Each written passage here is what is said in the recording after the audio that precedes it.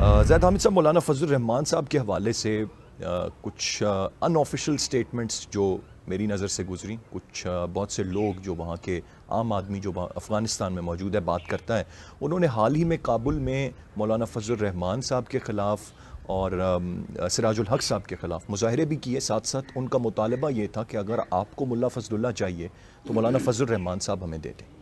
Y is that? جی میں تو اس deal کو فوراً مان لوں گا. فضل الرحمان میں دے دوں گا افغانستان کو، اور فضل اللہ ہمیں چاہیے. اور جہاں تک فضل الرحمان کا تعلق ہے، دیکھیے یہ پاکستان کے سب سے شاطر سیاستدان ہیں. سیاستدان تو میں نہیں کہوں گا، سیاست باز ہیں. یہ تو جواری ہیں سیاست کے. ایک طرف یہ انڈیا سے بڑے قریب ہیں، ایک طرف یہ CIA اور امریکنز کے ساتھ بڑے لگے ہوئے ہیں، ایک طرف انہوں نے طالبان کے ساتھ بھی تعلقات رکھے ہوئے ہیں، خوارج اور TTP کو بھی راضی رکھتے ہیں، اور ساتھ پاکستان کی سیاست میں جس ریاست کو مانتے ہی نہیں، تسلیم ہی نہیں کرتے، اس ریاست کے اندر بھی حصہ اقتدار ان کے پاس ہے. اور ان کے والد نے پاکستان کی پارلیمنٹ میں کھڑے ہو کر کہا تھا کہ ہم پاکستان بنانے کے گناہ میں شامل نہیں تھے. جی. اور اب انہوں نے وہ بیان رپیٹ کیا ہے کہ ہم ملٹری کورٹس بنانے کے گناہ میں شامل نہیں ہیں.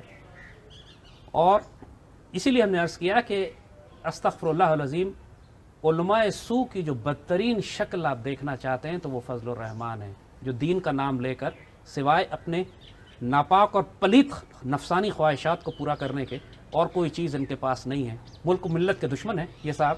جی. اور جس طرح یہ پاکستان کو بدنام کرتے ہیں، جس طرح پاکستان کے خلاف یہ کام کر رہے ہیں، اس پر تو میں یہی کہوں گا کہ ISI کو انہیں گرفتار کر کے باقاعدہ افغانستان کے حوالے کر دینا چاہیے، اور جواب میں فضل اللہ ہمیں لے لینا چاہیے. اور this will be the best deal. اس سے زیادہ بہتر ڈیل ہم کر ہی نہیں سکتے. پاکستان کو فوراً کر لینا چاہیے بغیر ڈیلے.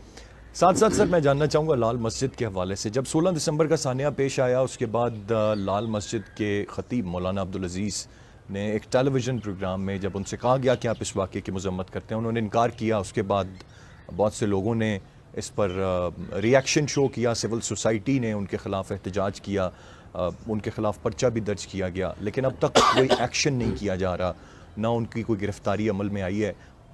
مولانا عبدالعزیز صاحب کے بارے میں، لال مسجد کے بارے میں آپ کی کیا رائے؟ خاص طور پر اگر ضرب عضب کے حوالے سے دیکھیں تو ابھی حال ہی میں کچھ اطلاعات آئیں کہ وہاں پر ایک لٹریچر اور ٹریننگ سینٹرز بھی ان کے موجود رہے ہیں. اصلاً بات یہ ہے کہ لال مسجد والا واقعہ ہم ابھی بھولے تو نہیں ہیں.